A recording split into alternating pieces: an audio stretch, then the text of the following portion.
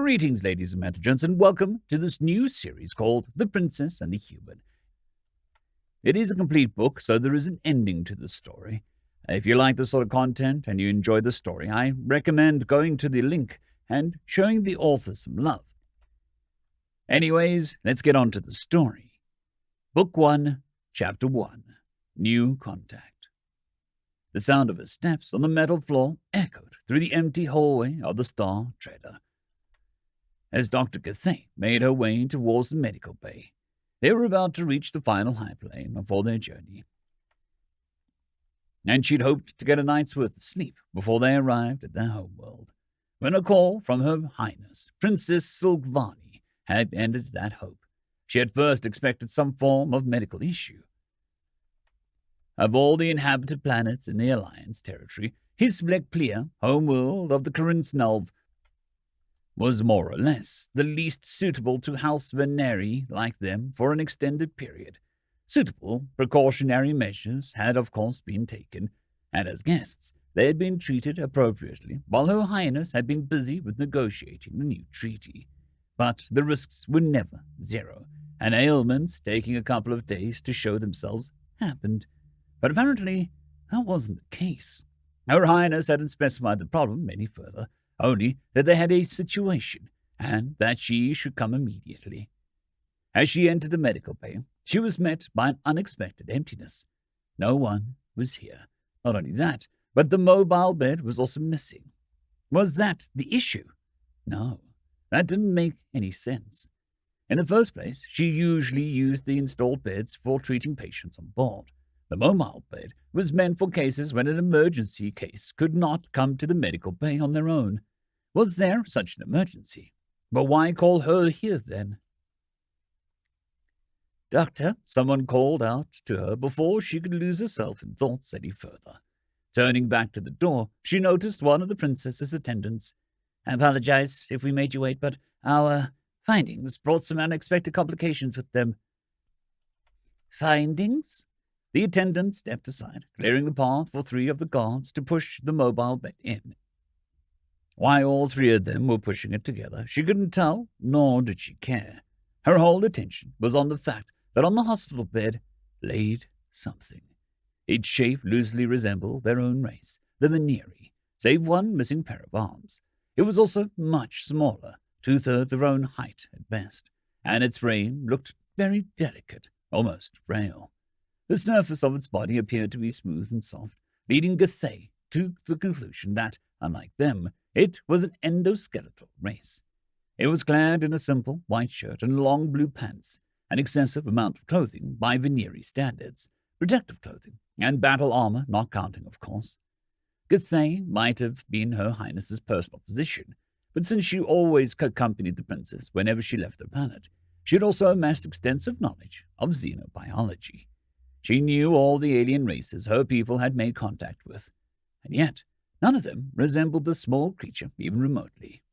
Could it be an alien species? She concluded with a gasp. The attendant nodded. Presumably, yes. Where did you find it?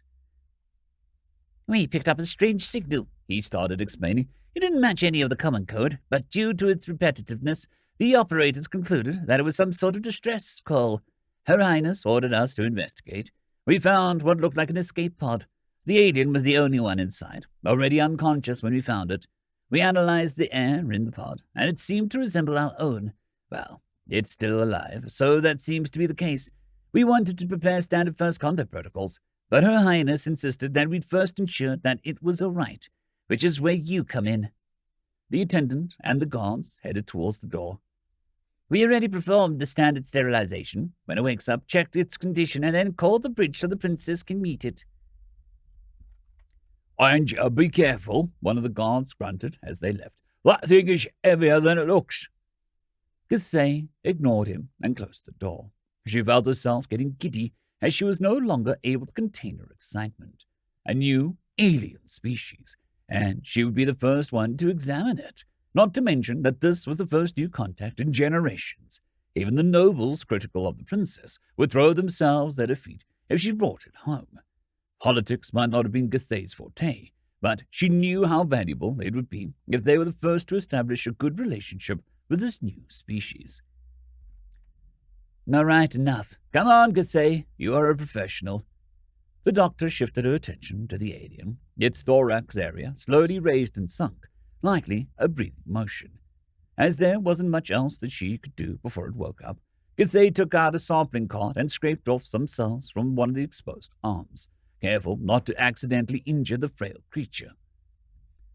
The bed, which was intentionally oversized so it could also be used by bigger races, made it look even smaller than it already was. For such a delicate life form to survive long enough to reach the spacefaring age, it had to come from quite a peaceful world, devoid of most things her kind would consider danger. The analysis showed it to be a carbon and water-based life form, so nothing out of the ordinary, except maybe the high amount of water in the cells. Maybe it was from an amphibian race. Slowly, the movement started to come into the small body, and the alien opened its eyes. As it saw the doctor, it startled and immediately shot up, only to apparently get dizzy and hold its head. A reaction Gathai had more or less expected. She carefully opened her forehand, showing that they were empty and that she posed no threat. The alien seemed to understand the gesture. It was still wary, but no longer panicking. Next, she took out a thin collar, put it on the mattress, and pointed at her own throat. The alien gave her a suspicious gaze, but after a few tigs, put it on. "Can you understand me?" the doctor asked. The alien nodded. "Yes." Its voice was incredibly soft, almost meek. You're an alien," Gathai chuckled. "Well, I guess that from your perspective. We are the aliens." "No, that is awesome." The alien jumped up and crawled over the mattress, startling the doctor for a moment. "Aliens? Real aliens? Where are the others?" "One thing after the other," the doctor said, trying to calm it down. The sudden enthusiasm had taken her by surprise. "Our race is called the Veneri. My name is Gathai. I am a doctor, and I would like to examine you so that I can both learn more about your species and affirm that you are in good health. Then you can meet the rest." "Oh, right. Sorry. I got a bit excited." "My name is Nadine, by the way. My race is called human." The doctor nodded. "Then, if you don't mind, please tell me more about you. What about the sex?" The pink color of the alien's face got slightly darker. I haven't yet. How's that even a... Oh, wait. You mean... sorry, we're dioecious, and I'm female. Once again, a common occurrence. Would you say that in terms of appearance and ability, you're a typical specimen of your race? For females of my age, at least, yeah. I train a bit to stay healthy, so in terms of ability, I'm probably slightly above average. I'm also in good health, as far as I'm aware. At least, I was before cryo. Cryo? Well, one after the other. She could ask them for that later. The doctor nodded again and took some notes. Then, if you would please get up, I'd like to take some measurements. While Gathai turned around to ready her instruments, Nadine started to speak. By the way, where exactly are we? This is the Star Treader, the vessel of the Royal Embassy. My, sounds impressive. It is. The Star Treader is a ship of Her Highness, Princess Silkvani, who, speaking of it, will meet you once we're done. Nadine's face lit up. Wait. You're saying that we not only found aliens, I'll also meet their princess. Wow, this day couldn't be any better.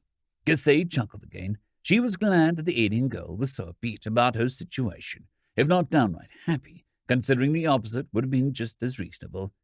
Well then, you know how scales work. I step on them and the screen tells you my weight? Gathai nodded. Speaking of weight, is something wrong with your artificial gravity? I feel lighter than usual. Really? It feels right to me. It has the same strength as the gravity on our homeworld, which is about average compared to the other known habitable planets.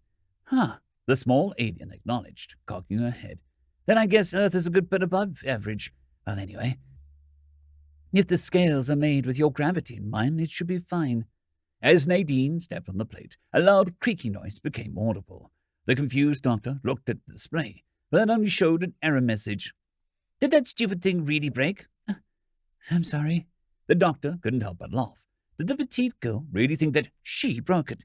Don't worry, that wasn't you. That thing was made for races way bigger than you. It can measure up to 500 Vs. It's probably just old. Didn't you hear the sound it made? Anyway, please stand upright. Nadine did as asked. Her head barely reached Gathay's thorax as the doctor scanned her. Leather. 2.82 lines, though that doesn't tell me much if I don't know your weight. Well, we can weigh once we're back in Kalhana. Doc? Gathay looked up. Yes? Nadine tapped her collar. I can understand you because of this, right? What is this? It is a telepathic translator. When you speak, it scans your brain to find out what you intend to say, and then transforms the sound coming from you to the language it's set on. Same as the other way. If something is said in the language it's set on, it conveys the intention of words to your brain. Neat.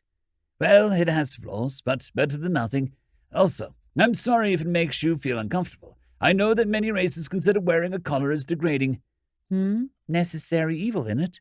Any other questions, Doc?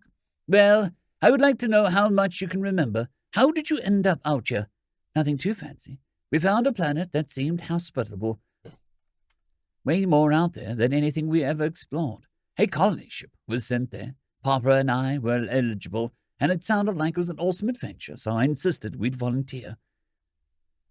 Then I get woken up by an alarm and get told to go into the escape pod, so I do. No idea what the problem was. That's pretty much it. Didn't the others already tell you that?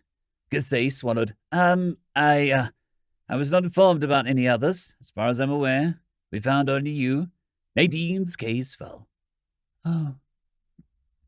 That doesn't mean that you are the only one left. Maybe you just got separated due to some unfortunate drifting, Gathay assured her, without really believing it herself. Do you have any way to contact your people? No. The capsule sends a signal, so I get found, but the radio itself is short range. Both went silent, well understanding what that meant. Nadine was alone. Do you know why you were unconscious? The doctor asked, desperate to change the topic.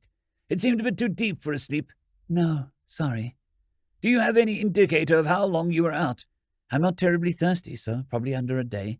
I'm afraid that doesn't tell me much if I don't know your homeworld's rotation speed. Ah, right. A day is 24 hours. I also do not know your units. Makes sense, then, Gathay shook her head. Forget it. It was stupid of me to ask that. No. We can do that. Give me a second. What is the speed of light in your units? The doctor didn't know what the human was trying to achieve with that knowledge, but if it distracted her, so be it. 748,031,791 lines per tig, she said after looking it up. Okay, let's say 750. How tall was I again? 2.82 lines. Okay. I'm around 1.65 meters, so 1 meter is around 1.7, yeah. 1.7 lines. Light speed is 300 million meters per second, so about 500 million lines per second. Meaning 750 seconds is 500 tigs. Then 1 tig is around 1.5 seconds, makes 1 minute 40 tigs. 1 hour is 2,400 tigs, and 1 day is 9,600. Okay, so 1 day for me would be something around 57,600 tigs. What followed were a few moments of Gathay staring blankly into the room. Do you have some sort of nano-sized calculator I'm not seeing? None that I'm aware of. Are you telling me that you just calculated all of that in your head? How much computing power does your brain have? Well, I rounded. Not knowing what to say, the doctor took out a calculator. 56,600, you said, so slightly shorter than our days. We have 62,000 tigs a day, or, to use a bigger unit, 62 invis. Oh, with that, we should also be able to calculate your age. 1 solar cycle is 202 days. Oh, so a factor of 1.8, around 10% longer days, so I'm 15. I'm 15, so, okay. Then I'm around 24 cycles old. Gathay tried her best to suppress the awe and simply wrote down the numbers. Suddenly, a violent explosion shook the ship. What was that? Nadine panicked. Are we under attack? Gathay wondered as the alarm went off. But how? This is a secure route, and so close to the hyperlane, there must be patrols. Who could... No, wait. We took a detour to follow the distress signal. What if we left the secure routes? Maybe someone else had picked up the signal as well. That was quite the pickle. The Star Treader was not built for battles, and the few guards on board were simply an escort for the princess. The alien girl was shivering, clearly afraid. Githey wasn't a fighter, but even though she had only known Nadine for an inver or so, something about this creature, with a delicate frame and meek voice, made her want to protect her. "Don't worry, our guards are strong. We are safe here," she said, not sure who she was trying to convince. But while she was still saying that sentence, heavy steps became audible from the corridor. End of chapter. I'd quickly like to thank the T5 peeps: Cold War Boomerwaffen, Severin Cerberus, Bushmaster 177, HenryTheRed, Casper Arnholtz, Cold War Boomerwaffen, Elijah Silvercross, Dragzoon W.R.E, and Severin Cerberus. Thank you very much.